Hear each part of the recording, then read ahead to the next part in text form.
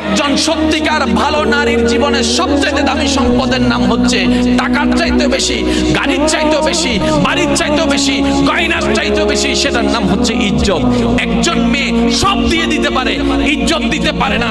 একজন মেয়ের সবচেয়ে দামি সম্পদ হচ্ছে ইজ্জত। এবার ইসলাম বলে আমি তোমাকে ওর সামনে যেতে নিষেধ করেছি যেখানে তোমার ইজ্জতের উপর হামলা হওয়ার ভয় আছে, ওইখানেই যেতে বলেছি যেখানে তোমার নিরাপত্তা আছে, ইজ্জতের কোনো ভয় নাই। সুবহানাল্লাহ।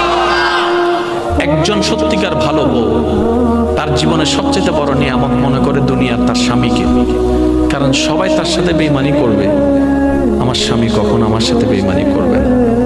সবাই আমার হাত ছেড়ে দিবে, আমার স্বামী কখনো আমার হাত ছাড়বে না। এখানে যারা বিবাহিতরা আছেন, আমি ছোট্ট মানুষ হিসেবে শ্রদ্ধার সাথে একটা কথা বলি। এক ঘরের নিচে থাকলে, একই ছাদের নিচে থাকলে অনেক কিছুই হবে, মন মালিন্য, পক্ষে বিপক্ষে, পছন্দ অপছন্দ অনেক কিছুই হবে। এগুলাকে ফোকাস দিয়েন না, ডিভোর্সে যায়েন না।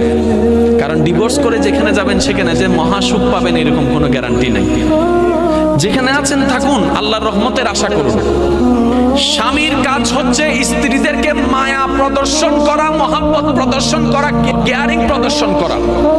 আর স্ত্রীদের কাজ হচ্ছে স্বামীদেরকে ভক্তি করা, শ্রদ্ধা করা, সম্মান করা।